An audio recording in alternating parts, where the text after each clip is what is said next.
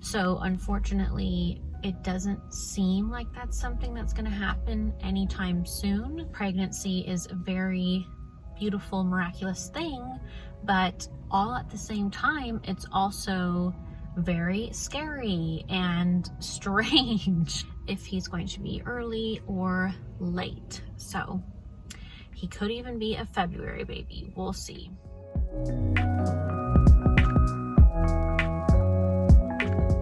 I just realized that I might not have picked the best parking lot to film this video in.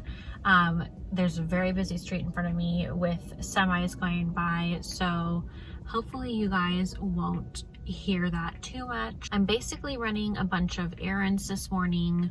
I have been needing to do a lot of shooting these past couple of days, but I've not been able to because it has been raining and cloudy here in Arizona. But I thought that I would just sit down and give you guys an update on my pregnancy and my breakup. If you guys missed the video where I kind of explained my breakup situation, breaking up with my partner of 10 years over halfway through my pregnancy. So if you guys missed that video, I will link it for you guys. But I'm just kind of doing like a little bit of a life update, a little bit of an update on the breakup and my pregnancy. You know, I try to be as open and honest as possible.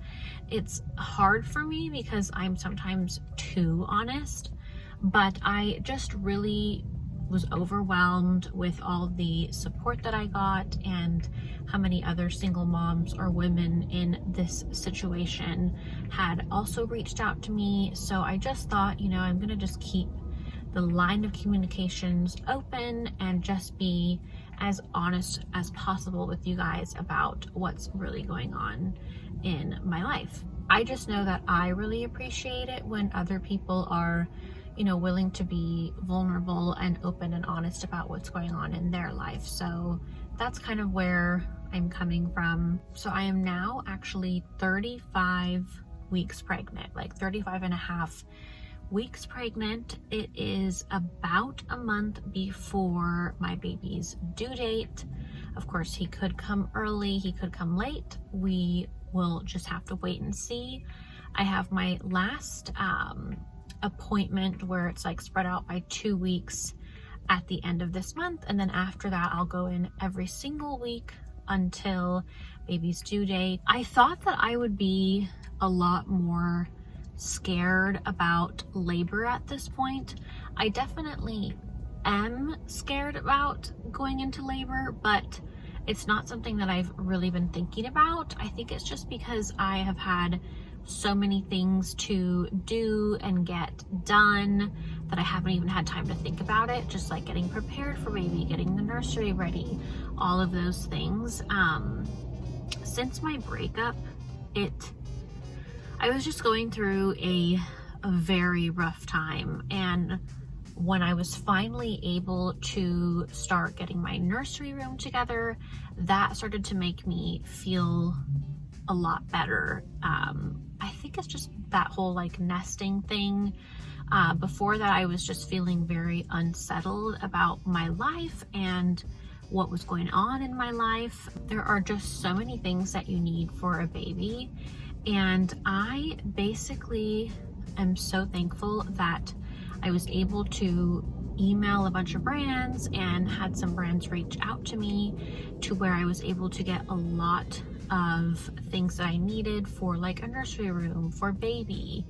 And I also spent a lot of time researching baby registry essentials, newborn essentials, all that kind of stuff just from other moms on YouTube, and built my registry off of that. And my mom and her friends gave me a baby shower, and I've had some other family and friends who bought items off my registry as well. So thankfully I have pretty much everything I need for baby, and I really didn't have to spend I don't think anything out of pocket, thank goodness. I did do like a little bit of thrifting for clothes here and there, but that has been such a huge blessing because I've basically been focusing on getting my car paid off, which is completely paid off now. I also had to get my credit card paid off, which I have done now as well. I'm very blessed because my parents have been letting me live with them for free so that I'd be able to save money and just save up to hopefully be able to get a house for baby and I at some point this year. Hopefully it might be into next year, it just depends. The houses here in the Arizona area that we live in, which is like the Phoenix metro, are actually a lot more expensive than homes that I had been looking at back in Eastern Washington, or even when Skylar and I had been living in Pittsburgh or Nashville. The homes were cheaper there. Of course, the economy and everything is a lot different right now, and this whole Phoenix area has been growing so much in the past 5 years that the cost of homes has gone up like exponentially. So that is something that I basically need to save up for. So it's so nice that I didn't have to spend really anything that I needed for the baby. So that has been a huge blessing. And like I said, being able to get my nursery room together, being able to get everything checked off of my baby list and just feel like prepared for the baby in that way has given me a lot of relief, has just made me basically feel better during a very difficult time. It was like a good distraction, a good like thing to set my mind to distract me from what's really going on, which is the fact that I am now a single mom, going to be a single mom when baby boy is born in January, which I never thought possible after being with my partner for 10 years. As far as an update on my breakup, there isn't really a ton to report, but maybe I can just kind of clarify a few things.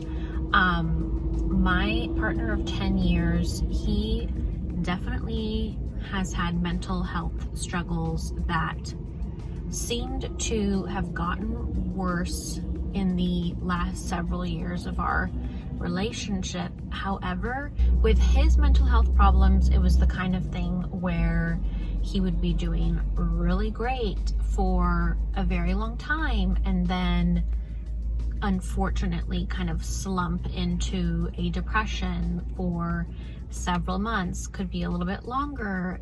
It just kind of depended. So it was an up and down kind of thing. He was never officially diagnosed with anything because he's never been evaluated. So I really don't know exactly for sure what it is that he struggles with, but he definitely has mental health struggles, which a lot of people struggle with, more than you would think or know, but it's kind of just a spectrum. With some people it's manageable, with other people it's much worse and they need help from medication. And I think unfortunately in this situation it's the latter for my partner of 10 years, the father of my baby. So it was actually really Skylar who was pushing for having this baby. Of course, I had always wanted to be a mom, but I was kind of wanting us to wait until we got married, which the plan was to do that next year. But he kind of convinced me that we really didn't need to wait for that. I was raised Catholic, so that was always something that was kind of ingrained in my head and my mind. And he kind of just convinced me. We've been together for 10 years. Who really cares about any of that? Who really cares what anyone thinks?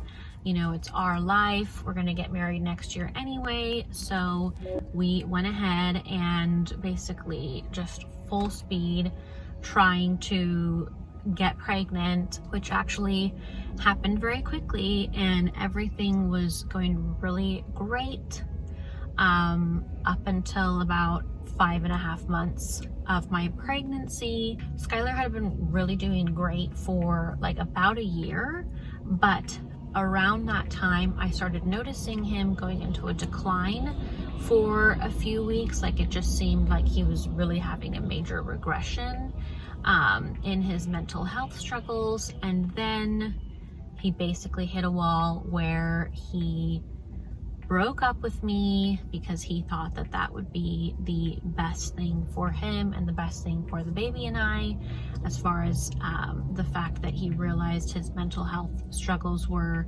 worse than either of us had really thought.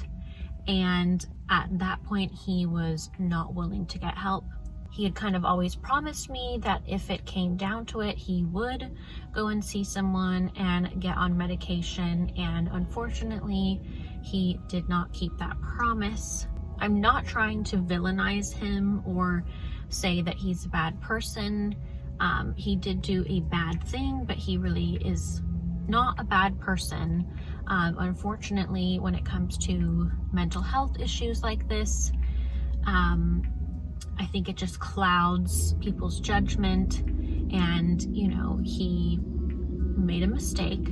However, it is a very serious mistake, and he kind of ended up changing his mind, but then went back to thinking that breaking up was the best thing to do. So at that point, I basically had to accept and realize that he was much worse off with his mental health than I believed. I've only talked to him a handful of times in the past 3 months that I have been here in the Phoenix area, which is just crazy. I cannot believe it's been that long. But when we first broke up, I was just in such a bad place emotionally. I was really struggling. I was crying basically all the time. It was just very traumatic for me, and I really couldn't talk to him on the phone without getting emotional, without crying, without getting upset, and I just knew that that wasn't good for the baby. So I've really just had to limit how much I have talked to him. It was definitely very rough. I really couldn't even look at my belly in the mirror for about a month after the breakup. Like, I just felt really disconnected from the baby because I felt so guilty as far as, did I make the right decision? Did I not make the right decision? Now my baby isn't going to be able to have his father in his life, or at least not in the way that I had wanted or intended for as a family. So there was just so many of these like confusing feelings going on that I just felt really guilty and ashamed about, that it made it very hard for me to be happy about the baby anymore. So I definitely struggled with kind of like some feelings of disconnection, and I don't want to say regret. I guess technically a little bit of that, but not that I regret this baby. Of course, you know, he is going to be such a miracle and such a blessing, but I just regretted the way that things happened, whether or not I should have realized how serious his mental health problems were before getting pregnant. It's just a very, very confusing situation. So I would say the first month was very, very rough. And then after about a month, I think what really started to help pull me out of that was when I started feeling the baby moving around in my belly a lot more, just getting so much stronger, that that kind of started to make me feel, I don't know, like less alone, or just realize, like, you know, at the end of all of this, this is my blessing is my baby. So that helped me kind of just like start reconnecting with the baby. And I think, like I said, focusing on getting everything ready for him, his nursery room, getting all the things he needed. You know, even though I'm going to be doing this as a single mom, all of those things just helped me to feel like, okay, I can do this. It's just that I have always wanted to be a mom, and I just like since I was a little girl, I knew that, and I always dreamed about going through pregnancy and like how happy and joyous that would be with my partner. I mean, I even had the pregnant Barbie growing up because I was just obsessed with babies and being a mom one day, having a family one day.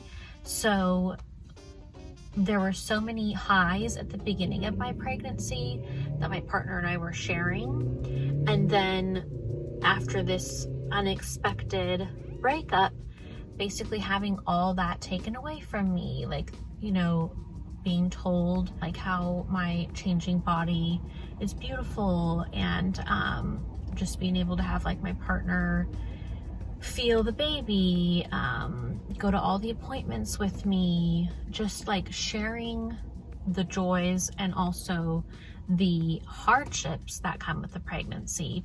You know, obviously pregnancy is a very beautiful, miraculous thing, but all at the same time, it's also very scary and strange and, you know, painful as well at sometimes. So you really kind of like rely on your partner to just be like a shoulder to lean on and make you feel better, or like give you some sympathy during that time. And I was no longer going to have that. So of course that was a very, very hard thing to have to accept, that I wasn't going to have the pregnancy that I had always dreamed of anymore. It's really tough too, because my partner, he did end up regretting his decision, and of course he still does. He really had wanted me to come back. He had wanted to basically come down here and move me back down to Eastern Washington, and it was just something that I had to make a really hard decision and say, no, I'm not going to do that unless you are willing to go and get help and, you know, basically move down here to Phoenix. If you want the baby and I back, then that's what I need you to do, is basically just, you know, my trust had been completely broken. So I made it very clear to him that he would have to earn my trust back, which would require getting some help, which would require moving down here, saving up so that he can move down here to the Phoenix area where the baby and I now are. And at this point, that doesn't seem like it's going to be something that can happen anytime soon, unfortunately.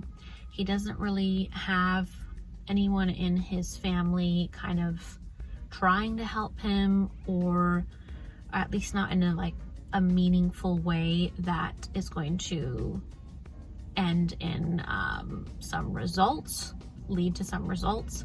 It is possible, of course, that he might kind of get his shit together and try to come down here and start earning our trust back, but I don't know if that is going to happen for sure, which is very unfortunate, because at the end of the day, that really was what I was hoping for, because of course I had been with Skylar for 10 years.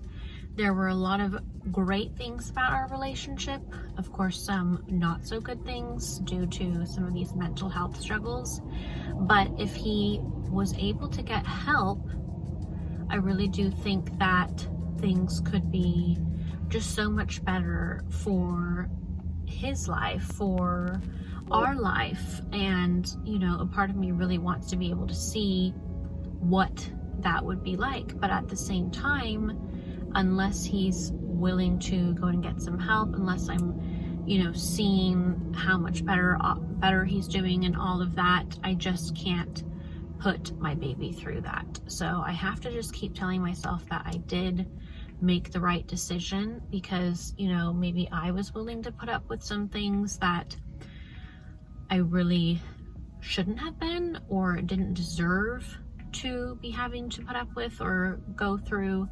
Of course, in a relationship, there are some sacrifices you make. No one's perfect, but in this case, it's a little bit more serious than just that. And I really had to think about my son and what was best for him. And I just, at the end of the day, didn't want to put him through that.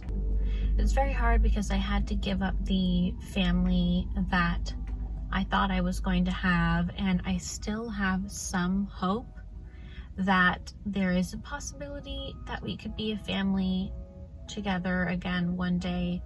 But I also just have to be realistic and realize that, you know, you can't make someone do something that you want them to do. They have to be willing to do it themselves. They have to be willing to make those changes themselves, and that is something that is out of my control. So I have to be realistic and open to the idea of eventually starting to date again and trying to meet someone who is going to be a good partner, a good father to my son. So it's a very complicated situation. I don't know exactly what I'm going to do when it comes to that time.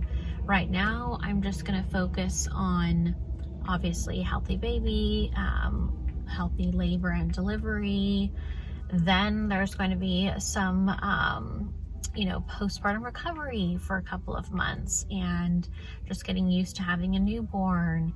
So it's not really something that I'm going to be worrying about anytime soon. Maybe when the baby's like closer to like 6 months to a year, maybe at that point I'll start thinking about dating. I'll just have to evaluate how things are when I get to that point. I'm definitely feeling very, very pregnant. The baby actually gains like a pound, half a pound to a pound every week for the last 10 weeks, and I have about 4 weeks left, so about 2 to 4 more pounds for baby to gain, I believe.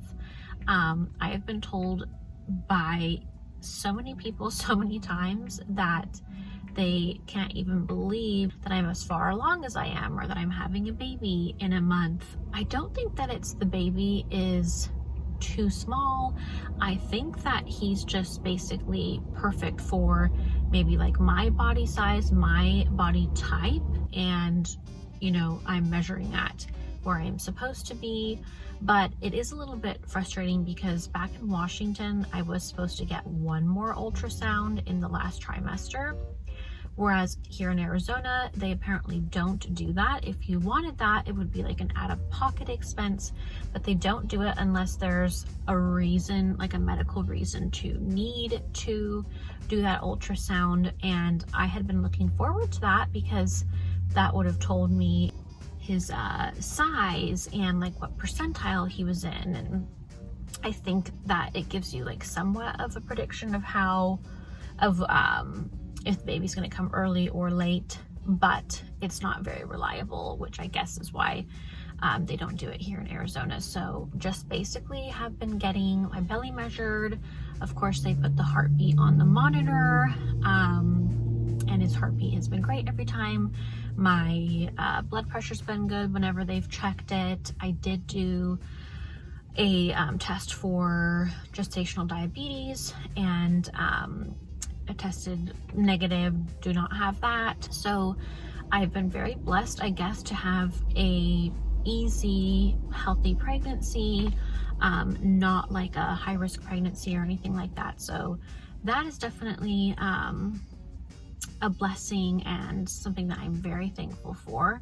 I'll be doing a third trimester recap, so I'll talk more about all of this then. I think the third trimester has just been a little bit harder, just with like the constant reminders of how I'm doing this alone, constant reminders of how things would have been if I'd had my partner, and just the realities of not having a partner to go through your pregnancy with, especially in the last trimester when things are starting to get a lot more serious, has just been a bit of a struggle. I know that I'm smiling and laughing and just trying to make, you know, light of the situation, but I do want to just be transparent about the fact that, you know, I have a lot of bad days. I have pretty much not a single day where I don't think about the situation and feel sad or scared about the future, but I've just had to stay as positive as possible because that's what's best for the baby. So I do just want to be transparent about that. I've been doing some meditation and trying to take naps, trying to take care of myself, going on daily walks, and all of those things have helped, I think, with my mood. I also talk to the baby a lot. He's very active, so I feel him move around a lot, and I just kind of like rub my belly to let him know that I'm there and talk to him and just really try to build a connection with baby boy. So there are a lot of things to be thankful for, a lot of things that are looking up for me, and even though my life, my pregnancy haven't gone the way that I wanted them to, you know, I know that I'm going to come out a lot stronger at the end of this, and at the end of this I will have my baby boy in my arms, and I know that he's going to bring me so much happiness and joy. I'm also very thankful for my friends and family who have really been there for me during like just such a difficult time in my life. My sister has really been there for me this entire time, always willing to listen, always, you know, willing to talk on the phone. And I've actually been able to talk on the phone a lot with two of my oldest friends who are moms, and they have given me so much just like life advice and mom pregnancy advice, and a lot of that has really made me feel a lot better as well. So I'm very thankful to have had that support in my life. So obviously I don't know what the future has in store for us, but I know that, you know, this baby was meant for me and I was meant for him, and at the end of the day we'll have each other, and that's the most important thing. And as long as we have that, we'll always be fine. So hopefully this all made sense to you guys. Hopefully I wasn't too all over the place.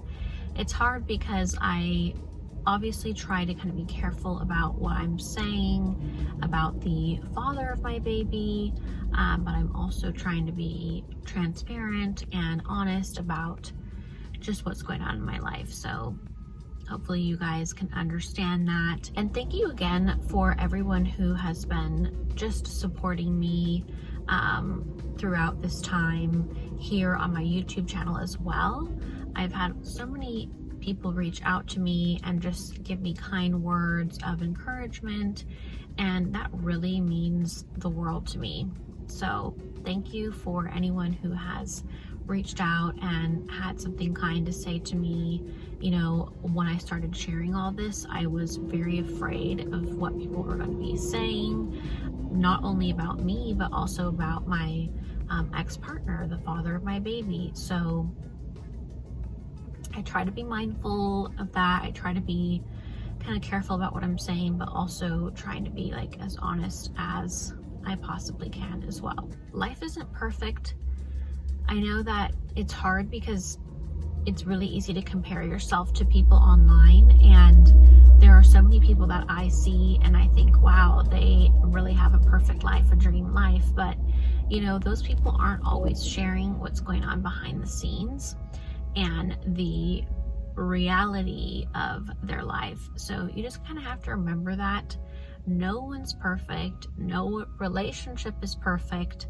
You know, I'm not perfect. I'm trying to handle this situation as best as I can, and that's pretty much all you can do. Okay guys, I'm gonna go ahead and wrap up this video. Hopefully you guys enjoyed it. If you did, please give this video a thumbs up. And if you guys are not subscribed, please make sure to subscribe to my channel. I have a few more pregnancy related videos that I want to share with you guys coming up. And then of course my content's gonna be pretty much focused around baby when he gets here. So definitely subscribe if you guys want to just follow along with me on this motherhood journey as a single mom. Thank you guys so much for watching. Thank you so much for your support, and I will see you guys in my next videos. Bye.